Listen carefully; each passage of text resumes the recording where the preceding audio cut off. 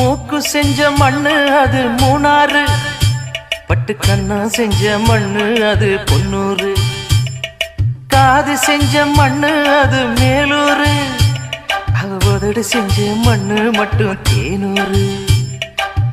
கருப்பு கூந்தல் செஞ்சது கரிசப்பட்டி மண்ணுங்க, தங்க கழுத்து செஞ்சது சங்ககிரி மண்ணுங்க, வாயழகு செஞ்சதெல்லாம் வைகையாத்து மண்ணுங்க, பல்லழகு செஞ்சது முல்லையூர் மண்ணுங்க. நெத்தி செய்யும் மண்ணுக்கு சுத்தி சுத்தி வந்தேங்க, நிலாவில் மண் எடுத்து நெத்தி செஞ்சேன் பாருங்க.